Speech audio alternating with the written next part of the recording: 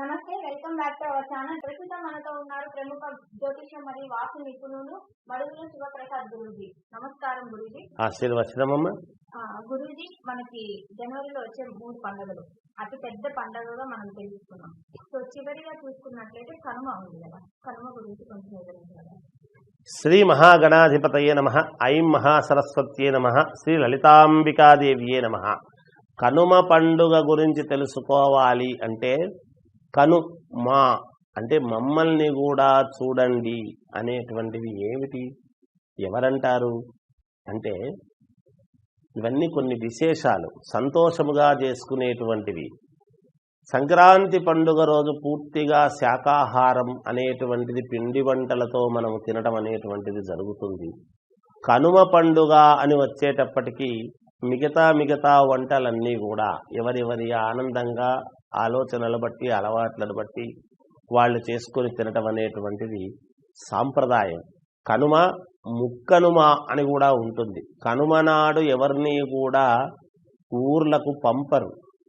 ఆడపిల్లలు కానీ ఇంటికి వచ్చినటువంటి వాళ్ళు ఎవరైనా ఊరు వెళ్తాము అంటే వెళ్ళనివ్వరు. ఎందుకు అంటే అది సాంప్రదాయం కాదు, మొదటి నుంచి వస్తూ ఉండేటువంటి ఆనవాయితీ. ఆ సంతోషముగా ఆ రోజంతా ఉండాల్సిందే అక్కడ. అందువలన కనుమ పండుగ గురించి అంటే మనతో పాటి మనకు ఆధారభూతమైనటువంటి ఎద్దులు, పూర్వం అంతా ఎద్దులే కదా, ప్రతి రైతుకు కూడా బండి కట్టుకుని ఆ ఎద్దుల బండిలోనే అన్ని సర్వము తీసుకొచ్చుకునేటువంటి ఇది ఉండింది. ఇవాళ కార్లు, ట్రాక్టర్లు, అనేక రకాల సాధనాలు వచ్చాయి. ఏవి వచ్చినా ఎంత చేసినా ఎద్దులు అనంగానే వాటి ప్రాధాన్యత ఎప్పుడూ వాటివే. ఆ దాంట్లో ఏమాత్రము ఉపయోగం లేదు. మనము ఎంత పానకము, ఎంత మనము డ్రింకులు తాగుతూ బయట ఎంత రకరకాల డ్రింకులు తాగుతున్నా దేవాలయములో తీసుకునేటువంటి తీర్థము యొక్క గొప్పతనము దానిదే అన్నట్టు ఎన్ని వెహికల్స్ వచ్చి ఎన్ని రకరకాల ఇన్స్ట్రుమెంట్స్ మనకు వచ్చినా, సాధనాలు వచ్చినా ఎద్దుల యొక్క గొప్పతనము ఎద్దుదే, ఆవు గొప్పతనము ఆవుదే. వాటి యొక్క గొప్పతనం ఎప్పుడూ కూడా వాటివే. అందువలన ఆ ఎడ్ల పందాలు అనేటువంటివి కనుమ పండుగ అనంగానే, కోళ్ల పందాలు అనేటువంటివి, ఇలాంటివి పందాలు అనేటువంటివి సంతోషముగా మీది బాగుందా మాది బాగుందా అనుకుంటూ ఈ ఊరు ఆ ఊరు అనేటువంటి గొప్పగా ఏదో ఆడుకునేటువంటి భావనే తప్ప ఇది ఒకరి మీద ఒకరు గెలిచినాము అని ఏదో మనము కాలు దువ్వి పోట్లాటకు వెళ్ళవలసినటువంటి సన్నివేశము ఎంతమాత్రము కాదు. సంతోషముగా చేసుకునేటువంటివి, ఆనందముగా ఏదో గడుపుకోవాల్సినటువంటి రోజులవి. అందువలన కనుమ విశేషాలు అంటే మమ్మల్ని కూడా చూడండి అని. అంతేకాదు, పూర్వము ఎంతో మంది ఆశలు ఉంటాయి. వాళ్ళ ఆశలు నెరవేరటానికి ఒక గుర్తు ఉండేది. ఏమిటా గుర్తు అంటే గాలిపటాలు ఎగిరివేసుకోవటం. సంక్రాంతి పండుగ అని రావటము అంటే వెంటనే గాలిపటాలు అని. గాలిపటము యొక్క ఇది ఏమిటి అంటే మన మనస్సులో ఉండేటువంటి భావన, గాలిపటము ఎంత స్వేచ్ఛగా వెళుతుందో, ఓహో నాకు ఈ సంవత్సరం అంతా కూడా నా కోరికలు నెరవేరుతాయి అనుకొని గాలిపటం ఎగిరేయటం అనేది జరుగుతుంది.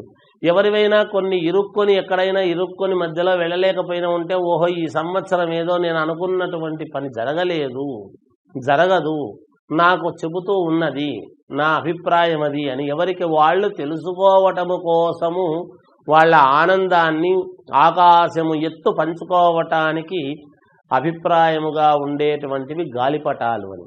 ఇవన్నీ కూడా సంతోషముగా జరుపుకునేటువంటి పండుగలు. అందుకని కనుమ పండుగ అని అనంగానే విశేషముగా మిగతా శాకాహారమైనటువంటి వంటలు ముందు రోజు తిని మిగతా వంటలన్నీ కూడా కనుమ రోజు చేసుకుంటూ ఆనందముగా గడిపేటువంటి పండుగ ఇది. అందువలన ఎద్దుల పంద్యాలు కావచ్చు, కోళ్ల పంద్యాలని కావచ్చు, ఇంకేవేవో టెంకాయలు విసిరేస్తూ ఎంత దూరం నేను విసిరేయగలను అనేటువంటివి కావచ్చు, పెద్ద ఇరుసులు మామూలుగా ఎద్దులు లాక్కొని పోయేటువంటివి ఎంత దూరము లాగినాయి, ఎన్ని నిమిషాల్లో లాగినాయి అనేటువంటివి, తర్వాత ఇంకా అనేక రకాలు బరువులు ఎత్తేటువంటి వాళ్ళు, ఏవో రకరకాల ఆనందంతో ఈ ఆటలు అనేటువంటివి ఉంటాయి. అవన్నీ ఆడుకునేటువంటి వ్యవహారం. దీంట్లో చిన్న పెద్ద అనేటువంటిది లేకుండా అందరూ మనస్సుకు సంతోషముగా జరుపుకునేటువంటి పండుగలలో భాగమే ఈ కనుమ పండుగ కూడా అని తెలియజేస్తూ జయోస్తు. చూసారు కదండి, కనుమ గురించి ఎంత చక్కగా వివరించారో మన గురించి. ధన్యవాదాలు. ఆశీర్వచనం తల్లి.